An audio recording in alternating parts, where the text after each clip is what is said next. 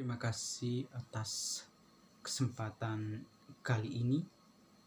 Saya Albertus Tuan Laut, NPM saya 220100043008 kelas B angkatan tahun 2020, program studi pendidikan sejarah dan sosiologi, IKIP Budi Utomo Malang.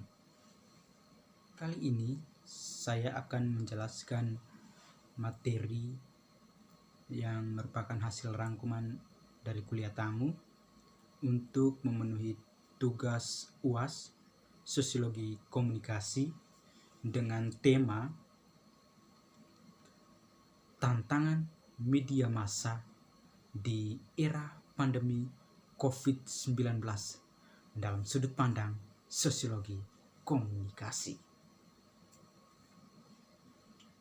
Yang pertama, kita melihat definisi media massa atau pers. Undang-Undang Pers Nomor 40 Tahun 1999, pers adalah lembaga sosial dan wahana komunikasi massa yang melaksanakan kegiatan jurnalistik meliputi mencari, memperoleh, memiliki, menyimpan, mengolah, dan menyampaikan informasi baik dalam bentuk tulisan, suara dan gambar, serta data dan grafik maupun dalam bentuk lainnya dengan menggunakan media cetak, media elektronik, dan segala jenis saluran yang tersedia. Berdasar Kamus Umum Bahasa Indonesia, pers berarti alat cetak untuk mencetak buku atau surat kabar, alat untuk menjepit atau memadatkan surat kabar dan majalah yang berisi berita orang yang bekerja di bidang persurat kabaran. Fungsi pers pasal 33 Undang-Undang Nomor 40 Tahun 1999 tentang pers. Fungsi pers adalah sebagai media informasi pendidikan, hiburan, dan kontrol sosial. Media massa tradisional. Media massa dengan otoritas dan memiliki organisasi yang jelas sebagai media massa. Dalam jenis media ini terdapat ciri-ciri seperti informasi di lingkungan diseleksi, diterjemahkan, dan didistribusikan. Media massa menjadi perantara dan mengirim informasi melalui saluran tertentu. Penerimaan pesan tidak pasif dan merupakan bagian dari masyarakat dan menyeleksi informasi yang mereka terima. Interaksi antara sumber berita dan penerimaan sedikit. Peran media massa. Yang pertama, memberikan kabar terkini terkait COVID-19.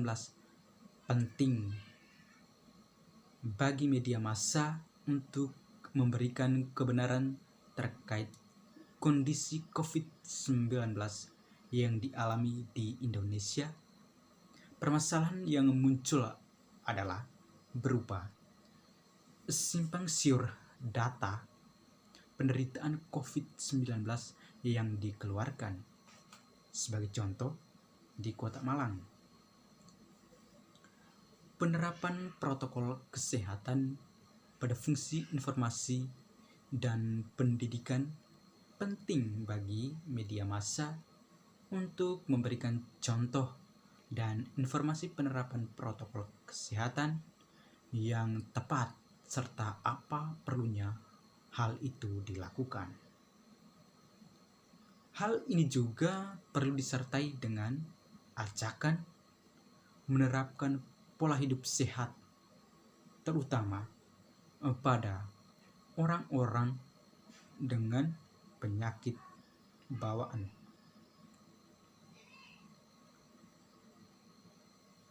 Menyangkut penyebaran hoaks, media massa perlu untuk membantah kabar simpang siur, terutama hoaks yang beredar di masyarakat.